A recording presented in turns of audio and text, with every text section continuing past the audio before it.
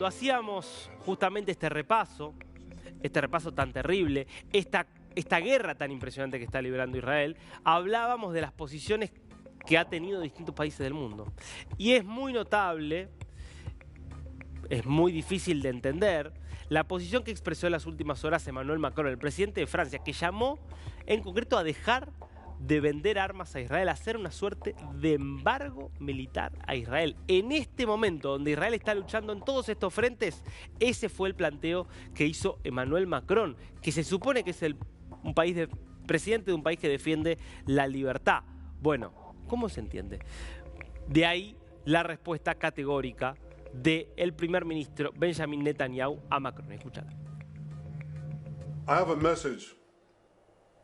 I have a message for President Macron. Today, Israel is defending itself on 7 fronts against the enemies of civilization. We're fighting in Gaza against Hamas, those savages who murdered, raped, beheaded, and burned our people on October 7th. We're fighting in Lebanon against Hezbollah, the most heavily armed terror organization in the world, which was planning an even greater massacre than October 7th on our northern border, and that has rocketed Israeli towns and cities for nearly a year. We're fighting against the Houthis in Yemen and the Shiite militias in Iraq and Syria that together have launched hundreds of drones and missile attacks against Israel. We're fighting against terrorists in Judea and Samaria who are trying to murder civilians in the heart of our cities. And we're fighting against Iran, which last week fired over 200 ballistic missiles directly at Israel, and which stands behind the 7-front war against Israel.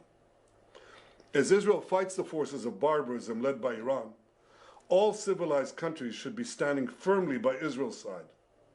Yet President Macron and some other Western leaders are now calling for an arms embargo against Israel. Shame on them. Is Iran imposing an arms embargo on Hezbollah, on the Houthis, on Hamas, and on its other proxies? Of course not. The axis of terror stands together. But countries who supposedly oppose this terror axis call for an arms embargo on Israel. What a disgrace. Well, let me tell you this. Israel will win with or without their support. But their shame will continue long after the war is won. For in defending ourselves against this barbarism, Israel is defending civilizations against those who seek to impose a dark age of fanaticism on all of us.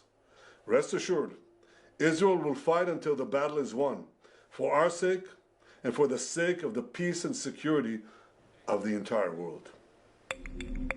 Increíble realmente la palabra de Macron, hay que decir, después tuvieron una conversación telefónica Netanyahu y Macron en la cual, bueno, básicamente expresaron que no están de acuerdo, que Macron insiste que tiene que haber un alto el fuego como sea, pero que mantiene firme su amistad con Israel. Ahora, daba en un punto Netanyahu. ¿Ustedes se imaginan a cualquiera de los aliados de los terroristas pidiendo un embargo contra Hezbollah, pidiendo que dejen de enviarle armas a Hamas? No solo que nadie se imagina a Irán, que es el que está detrás de todo esto. ¿Ustedes escucharon a Rusia planteando esto? ¿Ustedes escucharon a China planteando esto? Ninguno de esos países está haciendo la más mínima mención a que tienen que dejar de suministrar armas a Hezbollah. Más bien por el contrario, piden que Israel deje de atacar.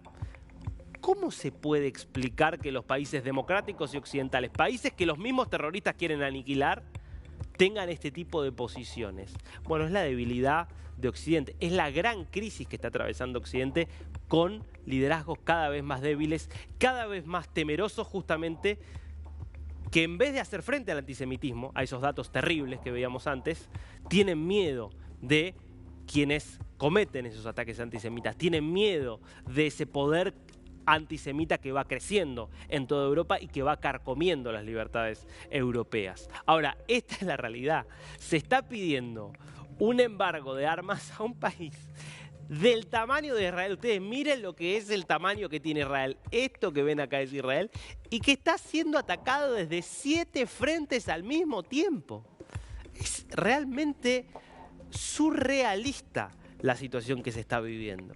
Es surrealista la situación que se está viviendo, porque Israel fue hoy mismo atacado desde Gaza, desde Cisjordania los atentados terroristas son permanentes, desde el Líbano Hezbollah hoy mismo disparó 135 cohetes y disparó más de 8.000 desde que empezó la guerra.